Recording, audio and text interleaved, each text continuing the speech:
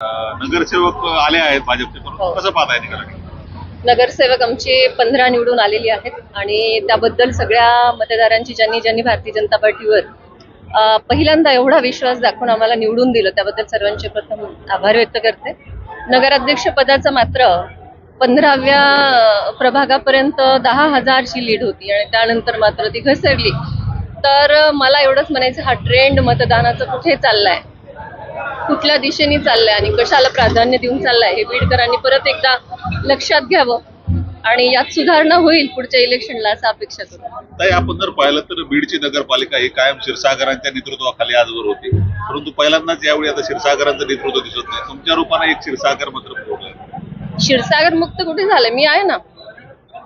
क्षीरसागर मुक्त हे झालेलं नाहीये. क्षीरसागरांवर विश्वास ठेवणारे 15 नगरसेवक आज भारतीय जनता पार्टीकडून आहेत आणि दुसरेही आमचे जे माझे धीर आहेत ते पण क्षीरसागरच आहेत, त्यांचे 14 नगरसेवक आहेत. त्यामुळे क्षीरसागर मुक्त कुठे झालंय? जरी सत्ता राष्ट्रवादीकडे गेली असली तरी विरोधी पक्ष म्हणून जी भूमिका असणार आहे ती कशा पद्धतीने असेल आणि बीडच्या नागरिकांच्या विकासाच्या दृष्टिकोनातून काय अजेंडा असेल? एजेंडा तर आमचा प्लॅनिंग, आता कुठे आम्ही निवडून आलो त्यामुळे आता प्लॅनिंग तर इथून पुढे आमचं जे आहे त्या पद्धतीने आम्ही जाऊ.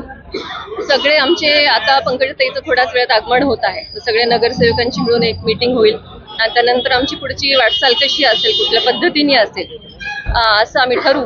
आणि विरोधी पक्ष म्हणण्यापेक्षा वरती सत्ता आमचीच आहे, भारतीय जनता पार्टीची, त्यामुळे तिथून आम्हाला भरपूर सपोर्ट मिळत राहील. त्यामुळे आम्हाला स्वतःला विरोधी पक्ष असं काही आम्ही प्रेझेंट करणार नाही.